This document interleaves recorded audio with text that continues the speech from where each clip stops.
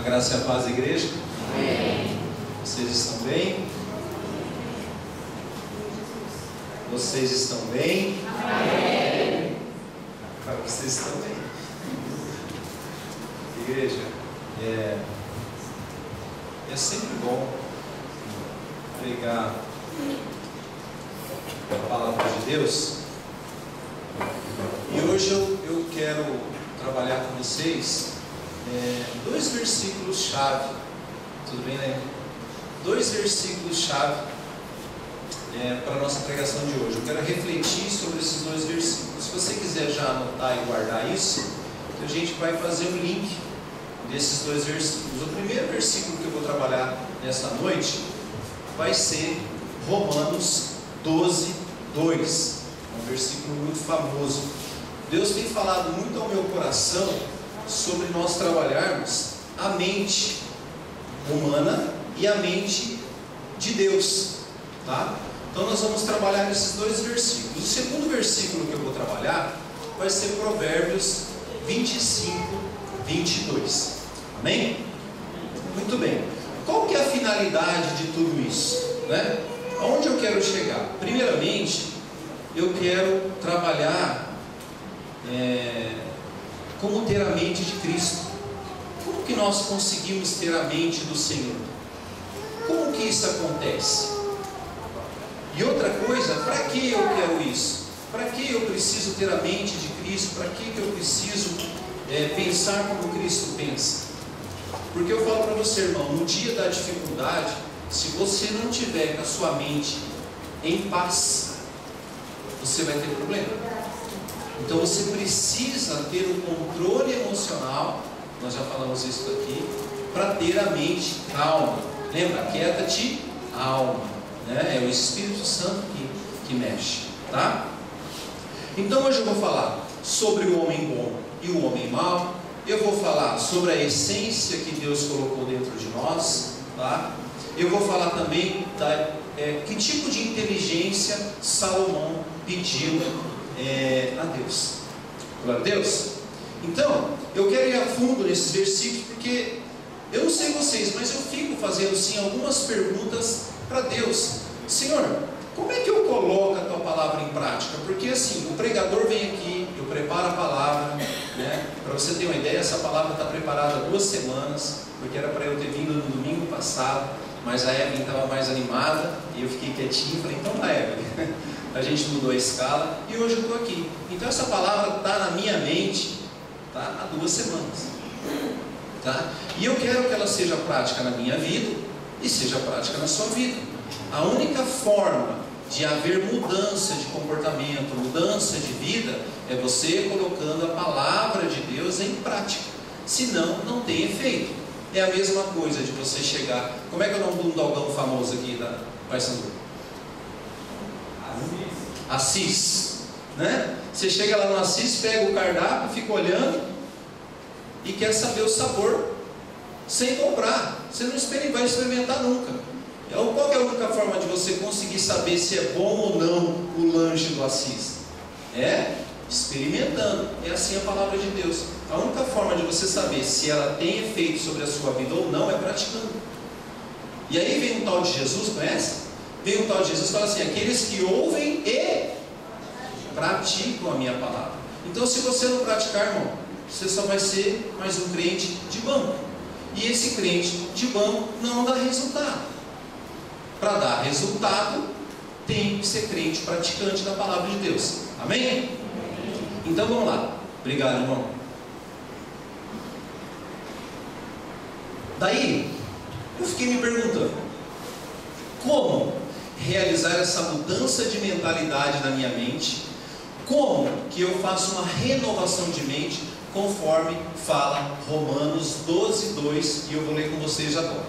Na minha versão diz assim: não se amoldem ao padrão deste mundo, ou seja, não tomem a forma desse mundo, não faça o que essas pessoas do mundo estão fazendo, mas transforme-se pela renovação da sua mente, para que sejam capazes de experimentar e comprovar a boa, a agradável e perfeita vontade de Deus.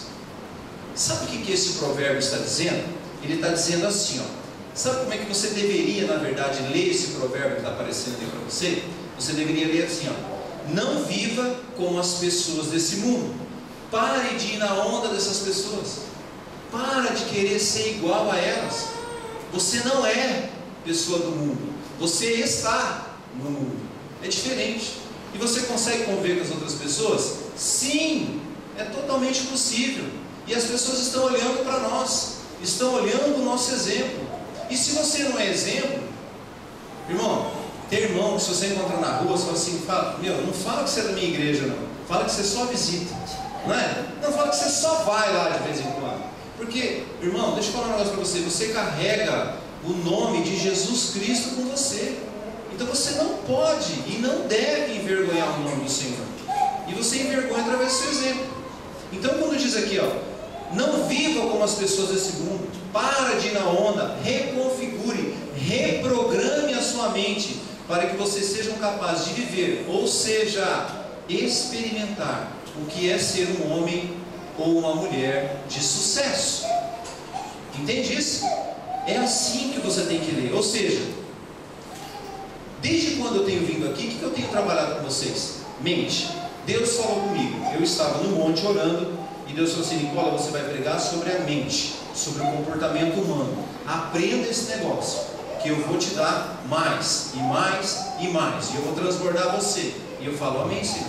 Eis-me aqui. Sonda-me. Tá? Então, essa semana mesmo eu estava conversando com a minha filha Valentina e ela tinha uma tarefa para fazer. E na tarefa ela falava assim: qual é a parte do corpo humano que controla as outras partes do corpo? E eu ficava falando assim: ah, filha, é o pé. Não, é a mão. Não, filha, é a orelha. E ela falava assim: pai, você não sabe que é o cérebro? Eu falava: ah, é o cérebro, entendi. Então, ou seja, nós temos que entender, gente, que tudo começa aqui.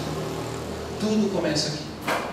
Se você acredita que você é um fracassado, você está certo. Se você acredita que você é um derrotado, você está certo. Se você acredita que você é um homem de sucesso, você está certo. Aquilo que você falar para o teu cérebro, para a tua mente, você está certo.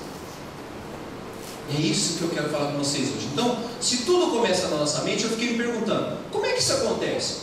De que forma Deus transforma a nossa mente para que nós possamos ter a mente dele? Vocês nunca pararam para entender isso? Como é que é isso? Como é que é essa renovação da mente? Como é que é esse negócio? E aí eu quero ler o segundo versículo da noite, o segundo provérbio da noite, 25, 26. Eu tenho 4 versões aqui comigo que eu quero ler com vocês. A primeira versão, esqueci de arrumar meu relógio, para mim o culto já acabou. Ainda bem que eu estou com o celular aqui. Vamos lá, eu tenho 4 versões, eu quero ler as 4 com vocês para vocês entenderem o que eu estou falando. Como fonte contaminada ou nascente poluída, assim é o justo que fraqueja diante do ímpio. Essa é a primeira versão. A segunda versão fala assim: como fonte contaminada ou nascente poluída, assim é o justo que cai diante do ímpio. A terceira versão fala assim: como fonte contaminada, assim é o justo que concorda com as coisas do ímpio. Lembra? Não se amoldem, não concordem. A quarta versão diz assim: como fonte contaminada ou nascente poluída, assim é a pessoa boa que se deixa levar pela pessoa má. Amém? Estão comigo, né? Glória a Deus. Então, para nós entendermos como é que a gente reconfigura a nossa mente, eu preciso contar aqui uma lição que eu aprendi sobre desastres de avião. Eu ouvi essa história e me chamou a atenção para esse versículo e para Romanos 12. Eu queria contar isso para você. Então, toda vez, para você entender que acontece um desastre de avião, aqui no Brasil nós temos a Infraero, a ANAC, que são órgãos oficiais que vasculham, que investigam, né, o que acontece quando um avião cai, certo? E nesse desastre de avião que eu vou contar aqui para vocês, esse avião era um avião muito pequeno, cabia no máximo em 18 pessoas, tá? E ele já havia feito vários voos, já tinha voado vários, na verdade era o último voo desse avião. E aí, na última cidade, onde a tripulação ia descer, 3 quilômetros antes do avião tocar o solo, sabe o que acontece? Ele bate nas árvores e acaba caindo, morrendo todos os passageiros, todos morrendo. E aí, as agências falaram assim, precisamos investigar esse caso, precisamos saber por que o avião caiu. Porque antes de nós mudarmos qualquer protocolo, ou seja, aproximação da pista, se a gente precisa mudar a biruta, sabe o que é biruta, né? Aquele negocinho que fica controlando o vento, para onde o vento vai. Se a gente precisa mudar alguma coisa na pista, antes de nós vermos qualquer coisa disso, mudar qualquer protocolo, a gente precisa investigar primeiro se não houve uma falha humana. Então o que eles descobrem? Não sei vocês, mas todo mundo sabe que avião tem caixa preta, sim? Até hoje eu pergunto, por que o avião não é inteiro de caixa preta, né? Não é verdade? Porque o avião se arrebenta, cara. E aí o que acontece? A caixa preta... por que não faz o avião inteiro de caixa preta, né? Eu às vezes me pergunto. E essa caixa preta, se você não sabe, ela arquiva informações do voo.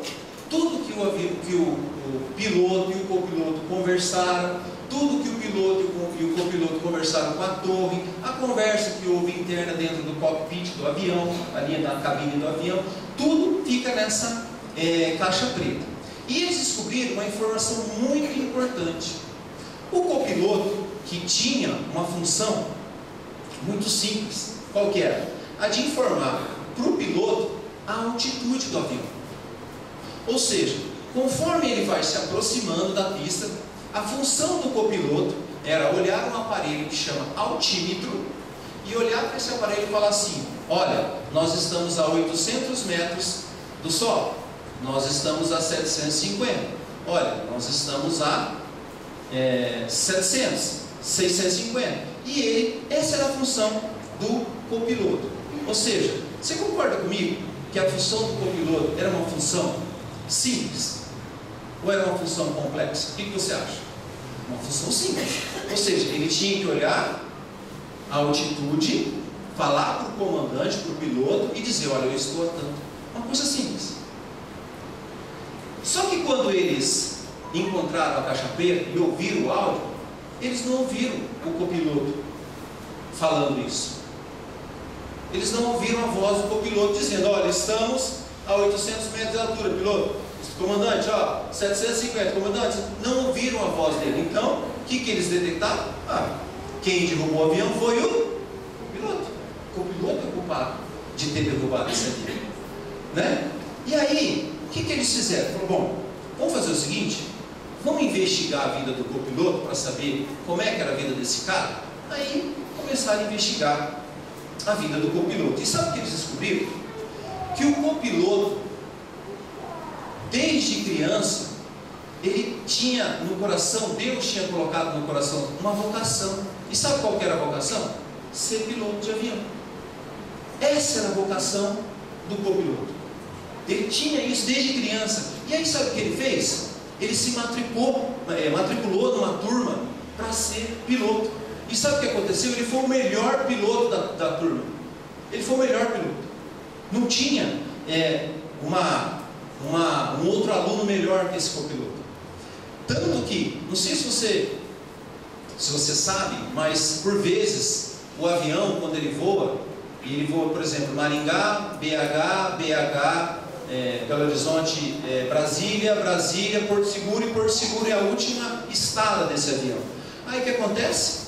Chega nessa estada, os pilotos vão descansar. E normalmente eles fazem o quê? Um happy hour. Só que esse copiloto, o histórico dizia dele que ele não fazia isso. Sabe o que ele fazia? Ia para o quarto estudar, porque ele queria ser o melhor piloto de avião. E aí o pessoal começou a fazer uma pergunta simples assim: como que alguém que nasce acreditando para ser piloto, é o melhor aluno da turma, enquanto todo mundo vai dormir, ele fica estudando para ser o melhor piloto. Como que ele pode ter deixado de cumprir um procedimento tão simples? Eles não estavam entendendo. Que era o quê? Qual que era a função do copiloto? Informar a altitude do avião. Se ele tivesse informado, o avião não tinha caído.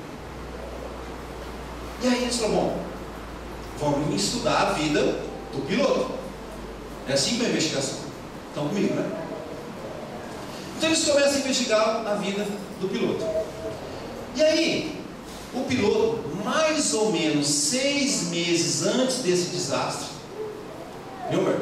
6 meses antes, ele recebeu a notícia da companhia aérea. E a notícia foi a seguinte: você vai ter que mudar de cidade, porque nós estamos mudando toda a empresa, e nós vamos ter que transferir não só você, mas todo mundo que voa dessa sua cidade. Então você não vai poder morar mais aí, você vai ter que morar em outra cidade, você vai ter que trocar de local. O piloto que nasceu naquela cidade, viveu naquela cidade, tinha amigos naquela cidade, fez a vida naquela cidade, se formou como piloto naquela cidade, ele se sentiu, sabe o quê? Injustiçado. Ele falou assim: como que essa empresa não vê que eu tenho toda uma vida aqui? Como é que eles vão me trocar nessa altura da vida? Vão mudar a minha vida agora? E sabe o que acontece? A partir desse momento, aquele piloto, ele começa a se deixar levar pela dor. E essa dor entrou aonde? No seu coração. E a gente sabe que quando a gente a Bíblia fala de coração, está falando de mente. Aquela dor começa a entrar na sua mente, e ele começa a se deixar por aquela dor. E aí, 6 meses depois, ele entra naquele avião e começa a maltratar o copiloto. Ele transfere toda a dor que ele sentiu da obrigação de ter mudado para outra cidade para o copiloto.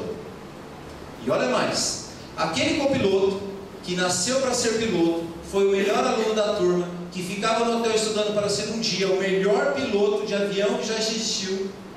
Quando as pessoas começam a ouvir as gravações da caixa preta do piloto, olha o que eles encontram: xingamentos, palavras de baixo calão e humilhação.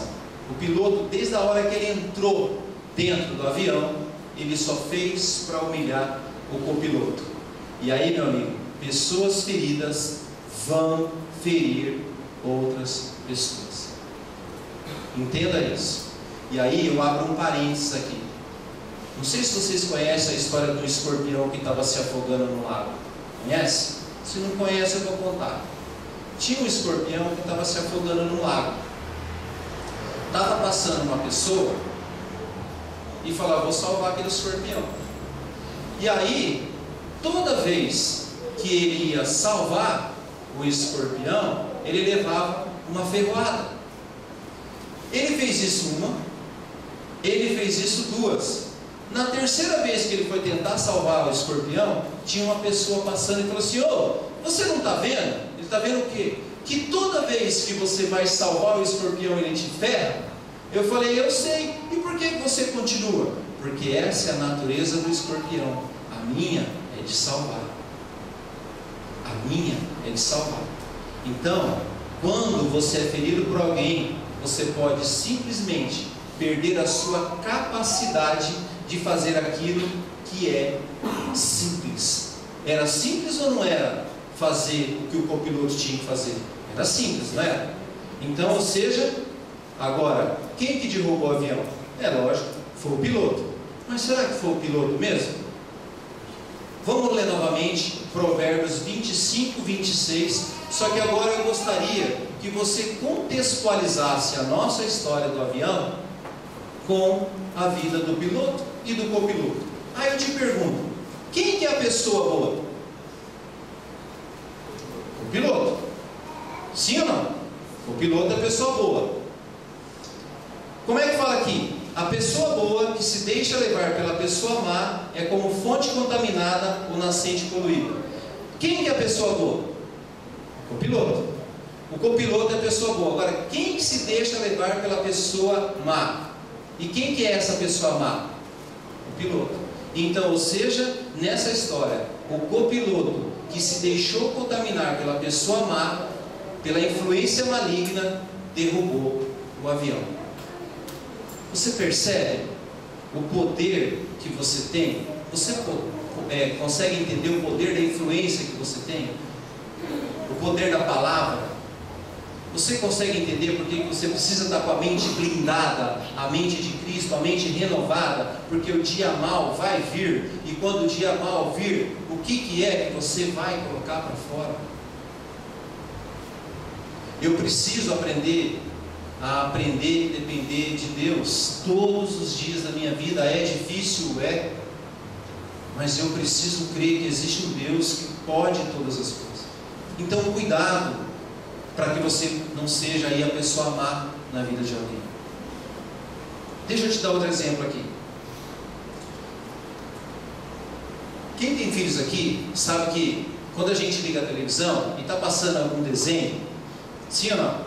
Está passando algum comercial de desenho, está passando desenho, aí passa o comercial. Passa o comercial do quê? De brinquedo. Aí seu filho chega em você e fala: pai, eu quero esse brinquedo. Aí você fala: tá bom, filho.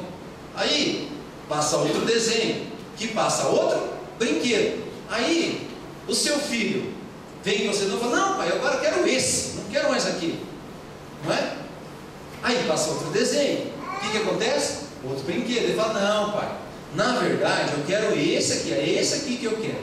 Aí chega uma hora, o que você vai falar o que para o seu filho? Filho, pelo amor de Deus, você não sabe o que você quer. Não é isso que você vai falar para ele? Você não sabe o que você quer.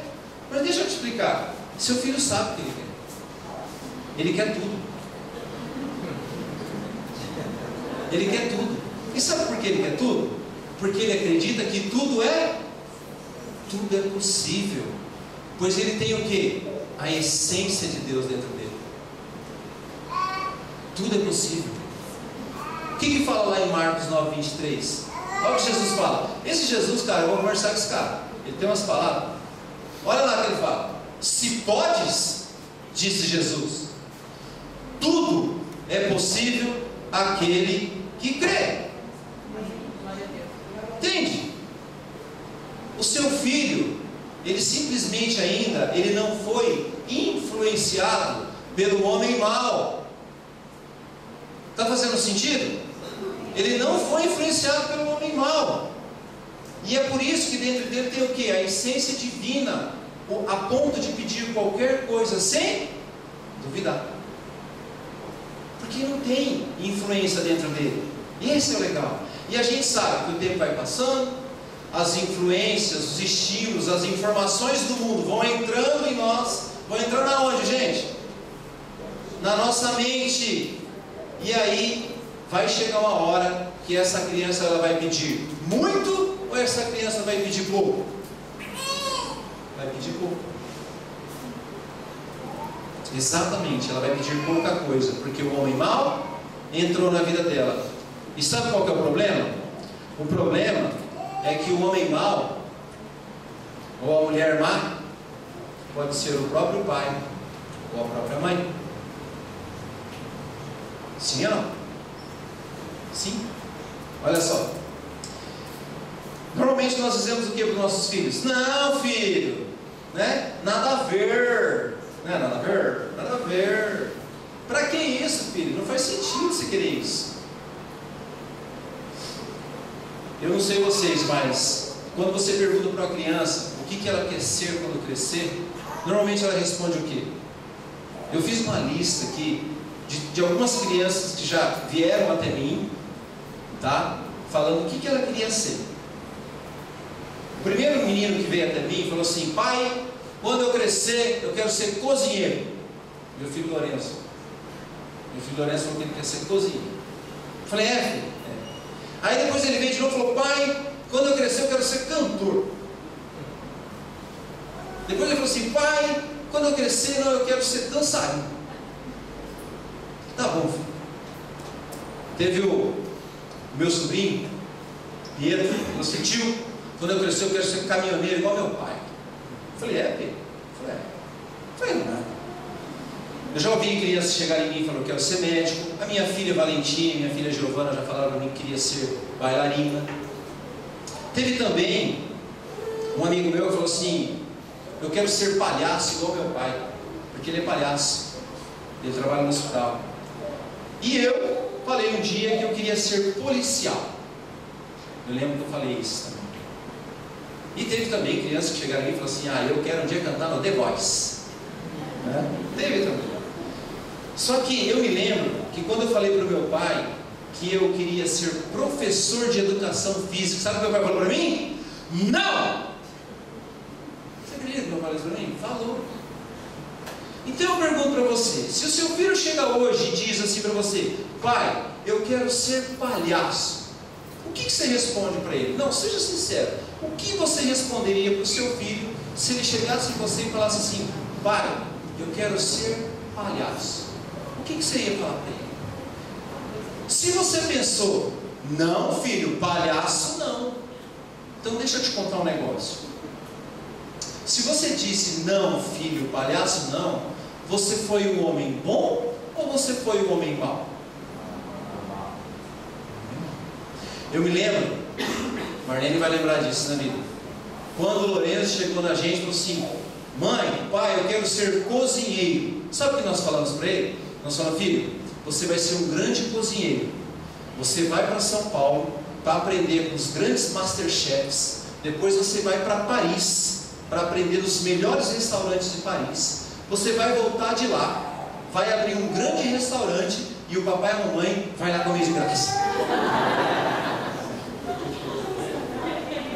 A gente foi o homem bom ou o homem mau? Bom, porque eu não matei o sonho do meu filho. Sabe por quê? Porque quando você diz não para o sonho do seu filho, o sonho do seu filho que está dentro dele, sabe quem colocou lá? Deus. E se você falar não para ele, você está sendo um homem mau. Você não pode matar o sonho das pessoas. Está fazendo sentido?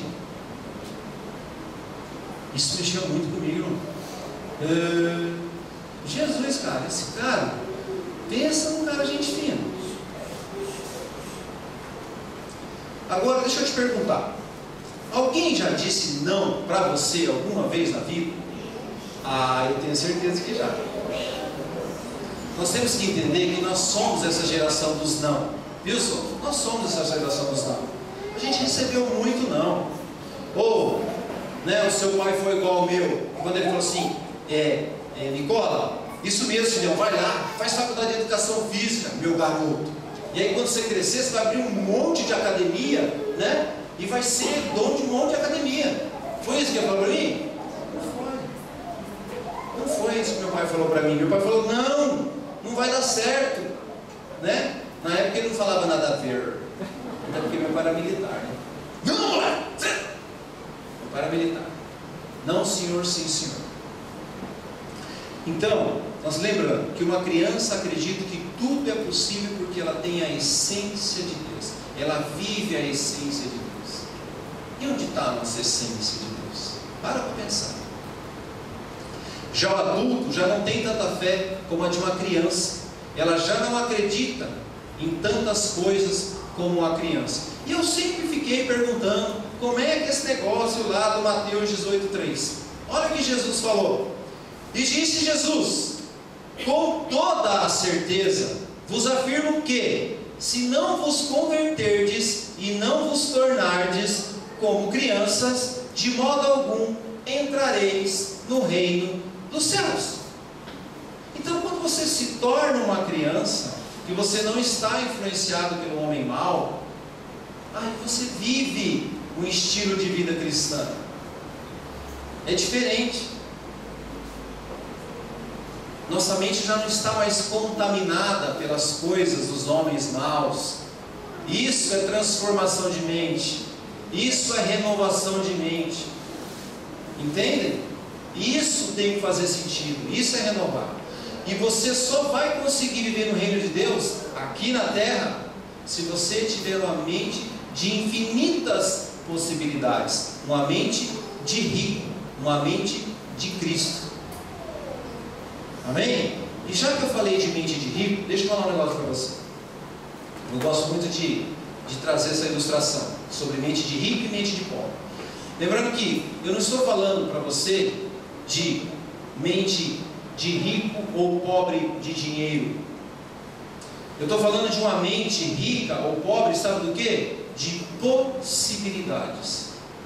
Como é que uma criança acredita?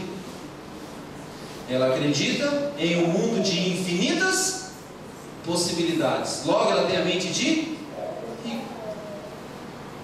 Sim ou não? E o adulto? Num mundo de infinitas possibilidades ou num mundo limitado de possibilidades? Limitado. Logo, ele tem a mente de pobre. Então, quando eu estou falando de mente de rico e mente de pobre, eu estou falando de rico de possibilidades, de infinitas possibilidades, que é isso que Deus colocou aí dentro do seu DNA. Lembra que você tem o DNA de Deus? Vou falar de novo, Gênesis 1:26.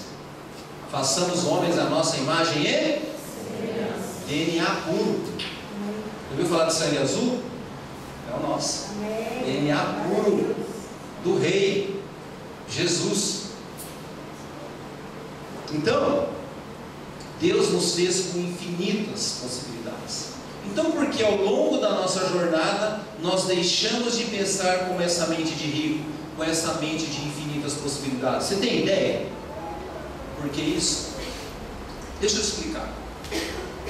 Aqui entra meu amigo Shlomo. Conhece meu amigo Shlomo? Em hebraico, Salomão. Shlomo. Fácil de falar, Shlomo. No início da sua carreira, Salomão começou a fazer escolhas sábias ou escolhas erradas? O que vocês acham? Escolhas sábias. Por quê? Porque ele pediu isso a Deus. Agora, como é que Salomão terminou? Fazendo escolhas erradas.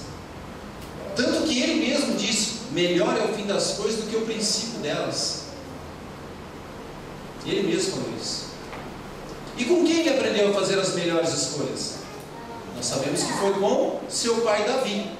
Só que quando Deus aparece para Salomão, ele fala o quê? Pede o que desejas e eu te concedo. Está lá em 2 Crônicas 1:7. Pede o que você quer. Agora, quando Deus apareceu para Salomão e falou assim: pede o que você quer, o que Salomão falou? Não, peraí, Deus, bate pronto, tô louco. Peraí, deixa eu dar um tempo para me orar, né? Deixa eu pensar direito aí. Foi isso que Salomão fez? Não, o que Salomão falou? Me dá sabedoria. Te bate, pronto. E por que ele fez isso? Tem ideia? Porque normalmente, quando uma oportunidade aparece para nós, nós fazemos o quê? Ah, dá um tempo, eu vou orar. E sabe por que a gente faz isso? Eu acredito que a gente tem que orar, só que o momento que você está orando é que não está certo. Lembra quando Deus abre o mar? Os caras começam a orar. Aí Deus falou assim: o que esse povo está fazendo, Moisés? Ele falou: orando. Você está doido, menino? Manda esse rapaz entrar nesse mar aí, atravessar, está seco. Por quê? Porque não pensaram nisso antes. Então, ou seja, toda vez que nós não pensamos a respeito da informação, nós não pensamos a respeito daquela situação, nós deixamos para depois, normalmente nós vamos falar isso: ah, eu vou orar. Você tem que pensar nisso antes. Você já viu aquela expressão: ah, se eu ganhasse muito dinheiro, eu nem sei o que eu faria. Ah, eu sei, porque eu penso nisso. Eu penso nisso direto. Entende? Você tem que pensar nisso antes. Eu gosto de uma frase que diz assim: é melhor estar preparado e não ter a oportunidade do que ter a oportunidade e não estar preparado. Pensa antes, faz antes, age antes, para na hora que acontecer, você fala: Deus aparece para você, o que você quer, menino? Fala: eu quero isso aí, eu quero sabedoria, eu quero entender isso aí. E outra, tá, irmão? Na hora que Deus der um dom para você, não é para você não. Ah, é para eu cantar e todo mundo me adorar. Você? É o que está por trás de você que te mantém de pé. É Ele, ó, a glória é dele, tudo é dele. Então, se Deus me deu um dom da fala, da oratória, da palavra, da sabedoria, é para dividir. Quando você divide o que é de Deus, você ganha. Não é assim? Quem dá é que recebe? É assim. Então, nós precisamos entender que tipo de sabedoria Salomão pediu naquele momento. E eu quero conversar com vocês. Vamos lá. Provérbios 4:3 diz assim, do 3 ao 11 eu quero ler com vocês. Quando eu era menino, ainda pequeno, em companhia do meu pai, um filho muito especial para minha mãe, ele me ensinava e me dizia: apegue-se às minhas palavras de todo o coração, obedeça aos meus mandamentos, e você terá vida. Procure obter sabedoria e entendimento. Não se esqueça das minhas palavras, nem delas se afaste. Não interessa o que esteja acontecendo na sua vida, não se afaste da minha palavra. Não abandone a sabedoria. Por que ela vai fazer? Vai te proteger. Ame-a e ela cuidará de você. Quer ser cuidado, protegido, guardado? Sabedoria. O conselho da sabedoria é o que? Procure obter sabedoria. A sabedoria está falando dela mesma. Me obtenha. Use tudo o que você possui para obter, adquirir entendimento. É tudo. O que é tudo? Tudo: dinheiro, tempo, pessoas, networking, contatos. Tudo que você puder fazer para obter sabedoria, vai atrás dela. É ela que vai te proteger. Olha que ele continua falando: dedique alta estima à sabedoria, e ela o exaltará. Ou seja, honre a sabedoria. Abrace-a, e a ela honrará. Ela porá, sabe o que em você? Um diadema sobre a sua cabeça, e lhe dará um presente, uma coroa de esplendor. Ouça, meu filho, aceita o que eu digo, e você terá vida longa. Eu o conduzi pelo caminho da sabedoria, e o encaminhei por veredas retas. Até aqui, Provérbios 11. Então veja, Salomão cresceu ouvindo do pai o que? Busque a... É isso que ele pediu. Então, se você olhar nesse texto, nós temos pelo menos 6 vezes Salomão falando de sabedoria. Salomão, sabedoria, sabedoria, sabedoria, sabedoria, sabedoria, sabedoria. Então, voltando lá no início da nossa pregação, lembra de Romanos 12:12? Eu quero falar com você como é possível realizar, sabe o que? Uma reprogramação mental da sua mente, para que a sua mente seja renovada, conforme Romanos 12:2. Vocês querem saber, sim ou não? Amém. E aí, quando você tiver a sua mente renovada, sabe o que vai acontecer? Você vai experimentar a boa, perfeita e agradável vontade de Deus de ser um homem e uma mulher de sucesso. Detalhe: em tudo que você fizer. Em tudo que você fizer, você vai ser um homem ou mulher de sucesso, se você realizar essas 4 coisas que eu vou falar agora para você. Amém? Amém. Vocês estão aí ainda? Amém. Glória a Deus. Estamos todo mundo atento. Espírito Santo? Estamos aí, está tudo aí, está todo mundo aqui. Então, primeira coisa, para transformar a mente de alguém, ou seja, para programar a mente de alguém, é o que nós chamamos de crenças. Quem participou do curso de inteligência emocional que foi dado ano passado, sabe do que eu estou falando, mas eu vou falar de novo. E aqui nós temos 2 tipos de crença. O que é crença? Crença é aquilo que alguém fala para você e você acredita. O que acontece? Quando isso acontece, você pode impulsionar isso, ou seja, isso pode colocar você para frente, ou pode paralisar você. Ou seja, é que nem um amigo meu fala, transformar impacto em impulso. Então, uma crença entra na sua mente, fala: ah, você não serve para nada, você é burro, moleque, já falei 1000 vezes, parece que você não entende. Você está amaldiçoando o teu filho. Lembra das palavras? Um homem bom, um homem mau. Então, quando você faz isso, o que acontece? Você está sendo um homem mau. Então, a primeira coisa para transformar a mente de alguém é o que? Guarda essa palavra, o que? Amém? Salomão falou assim: o que? O que? O que? Sabedoria. O que você quer? O que você tem ouvido? O que? Sabedoria. É isso que eu quero. Então Salomão ouviu do seu pai o que? Busque a sabedoria. Contudo, o que você possui, busque a sabedoria. E o que estamos falando para os nossos amigos, para os nossos cônjuges? O que você tem falado? O que você tem falado que está programando a mente das outras pessoas? Para pensar. Então a primeira coisa, portanto, aqui mostra muito bem que o que você diz determina se você vai ser um homem bom ou se você vai ser um homem mau. Segunda coisa, para a gente transformar a mente de alguém e a sua própria. Por quê? Lembra a primeira? O que? A segunda? Por quê?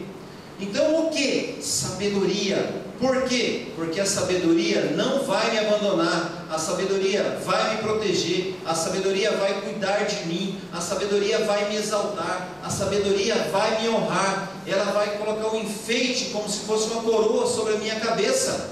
Por quê? Entende isso? É por isso que quando uma criança que tem a essência de Deus dentro dela e recebe um não, ela diz o quê? Por quê? Só que normalmente a gente se cansa e diz o que para eles? Senta lá, fica quieto. Mas por quê? Porque eu sou seu pai e estou mandando. Não é assim? Só que quando você for dizer o não para o seu filho, diga o porquê desse não. Não, pai, por que eu não posso fazer isso? Eu me lembro muito bem. Eu cresci com isso, com essa crença, que parece que tudo que eu pegava, que era novo, eu quebrava. Porque a minha mãe falava que não pega emprestado. Eu falei, mãe, mas eu só quero ver. Filho, você sabe que quando você pega emprestado, você quebra. Rapaz, mas era pegar um negócio e quebrava. Eu pegava o bicicleta que eu tinha emprestado e quebrava. E usava o aparelho que quebrava. Tudo quebrava. Crença. Eu falei, eu repreendo esse negócio aí. É o que você fala, é a crença limitante. Então por quê? Então quando você fala para o seu filho, filho, não mexe aí, porque, olha, pode quebrar, então é aqui, ensina teu filho, né? Ensina teu filho, ensina. Logo, uma criança que recebe esses dons, cresce com a mente programada para infinitas possibilidades ou limitadas possibilidades? Limitadas. Você está limitando o seu filho, você está cerceando, você está travando a vida dele. Tem que fazer ele crescer. Vai, menino. Então, recapitulando, como que a gente transforma? Primeira coisa, diga a ela o que e diga a ela por quê. Agora eu quero te dar outro exemplo para você entender a terceira coisa para programar a mente de uma pessoa. Minha filha, até o ano passado, ela tinha medo de ir sozinha para a sala de aula. A Valentina, né, Lalazinha? Você está aí, né, bebê? Ela tinha medo. E a gente pegava na mãozinha dela, e eu ia com ela, caminhava com ela, eu ia a mãe dela até a sala de aula e deixava a professora. Muitas vezes ela ficava com medo e queria vir embora, e birra, e a gente insistindo com ela, né? E aí, chegou, antes de terminar o ano, para começar esse ano agora, a gente falou assim, filha, nós começamos a dizer para ela assim, ó, você tem que ir lá, porque você precisa ir sozinha. E ela, por quê? Porque você é valente, porque você é corajosa, porque o seu nome Valentina quer dizer valente, forte e vigorosa, e você pode fazer isso. E aí quando você tiver 7 anos, você vai conseguir ir sozinha. É, pai? É. Então aqui entra a terceira coisa para reprogramar, para transformar a mente de uma criança, de uma pessoa. Repetição. Nós repetimos isso durante todo o mês de dezembro, conversando com ela, falando com ela. E hoje, a gente desce do carro, começou as aulas, a Valentina desce junto com o irmão e vai sozinha para a sala. Isso é reprogramar a mente. E você, e eu vou entrar agora no quarto item, você vai entender o poder que você tem na vida do seu filho, na vida dos amigos, na vida dos irmãos da igreja. Olha aqui o quarto item. O quarto item eu quero falar com vocês. Então, você tem que entender que as palavras que saem da nossa boca são palavras para dar vida e para dar morte. Então, para programar nossas mentes, nós devemos falar o que, por quê e de forma repetitiva. E a quarta coisa, olha aqui.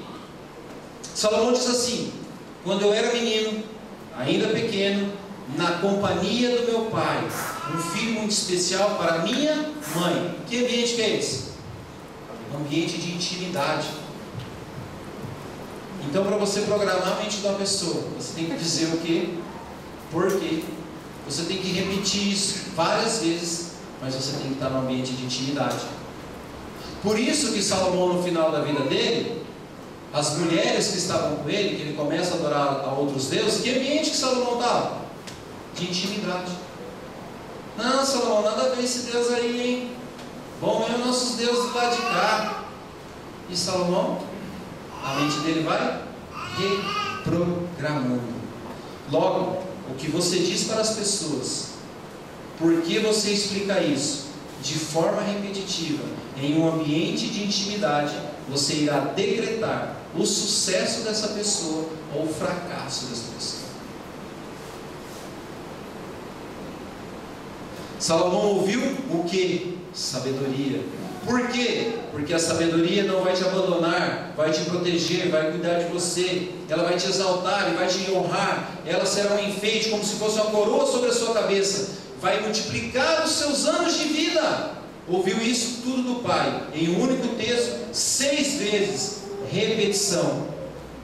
E o texto continua, na companhia do meu pai e da minha mãe, ou seja, um ambiente de intimidade. E aí, quando Deus aparece para ele, o que ele fala? Sabedoria. Porque a minha mente foi programada para isso. Eu programei a minha mente para ser um homem de sucesso. Amém? Eu declarei isso. Então, se Deus apareceu hoje para você, você vai pedir nada mais, nada menos de tudo aquilo que você tem ouvido ao longo da sua vida. E aí eu te pergunto, o que você tem ouvido? Vamos testar seu dedinho lá no Facebook. Quais vídeos você tem assistido? O que você tem aprendido? Então essa é a programação, este é o segredo de Romanos 12:2. Eu preciso de um ambiente de intimidade. E lembrando que a intimidade programa ou reprograma uma mente. Daí eu pergunto, com quem você anda compartilhando a sua intimidade? Sabe por quê? Eu vi esses dias um amigo meu, antes dele embarcar para o avião, ele falou assim, Nicola, vão existir pessoas que vão sentar, que vai desfrutar da sua presença. Vão existir pessoas que vão desfrutar da sua mesa, vão sentar com você. E vão existir pessoas que vão desfrutar da sua intimidade. Não inverta isso. Não é porque a pessoa desfruta da sua mesa que ela participa da sua intimidade. Entenda isso. Então você precisa selecionar quem são as pessoas que desfrutam da sua presença, quem são as pessoas que sentam à sua mesa e quem são aquelas pessoas que desfrutam da sua intimidade. Lembra de Lázaro? Lázaro não era apóstolo, mas era o quê? Amigo de Jesus. Logo, intimidade é melhor que cargo. O que adianta ter cargo se você não tem intimidade? É a intimidade de Jesus que libera. Lembrando que intimidade é a chave que dá acesso às suas emoções. Logo, quanto mais pessoas íntimas você tem, mais acesso ela tem às suas emoções. E mais pessoas têm condições de programar a sua mente. Com quem que você está andando, camarada? Com quem que você está andando? Quem que está falando aí no seu íntimo que pode reprogramar a sua mente? E pode ter certeza, ela vai dizer o quê, por quê, repetidas vezes num ambiente de intimidade, porque você tem intimidade para ela. E se você tem intimidade para ela, ela vai mudar, ela vai reprogramar a sua mente. Que esse recado de Deus para o seu coração, Deus tem falado comigo essas 2 semanas, não permita ser influenciado pelo homem mau. Não permita. Entenda isso. A palavra prática de tudo que foi falado aqui é: não deixe o homem mau influenciar a vida de vocês. Por isso que vocês precisam renovar a mente, ou seja, ter a mente de Cristo. Porque quando alguém fala, você não presta, você não consegue, você tem a mente de Cristo, blindada pela palavra de Deus e não tem dardo inflamado do inimigo que entra na sua cabeça. É só assim que funciona. Então, se você não se deixar renovar a mente pela mente de Cristo, você vai falhar, porque as pessoas vão fazer essa reprogramação e vai mudar a sua vida. E aí você fala, é porque eu não escolhi isso. Porque você escolheu as pessoas erradas. A intimidade com quem compartilhar. O que você buscou, o que você tem ouvido, por que você fez isso. Coloque em prática ter a mente de Cristo todos os dias. Aprenda o segredo de Romanos 12:12 para ser um homem ou uma mulher de sucesso, dizendo o que, por quê, fazendo isso de forma repetitiva, mas selando isso tudo com a intimidade que você tem com Deus. É dessa forma que você vai permitir Deus mudar a sua vida. Quando Ele entra na sua vida, Ele transforma a sua vida. É dessa forma, porque Ele fica, repete. E aí eu pergunto, qual está sendo a sua intimidade com Deus para ter uma mente renovada?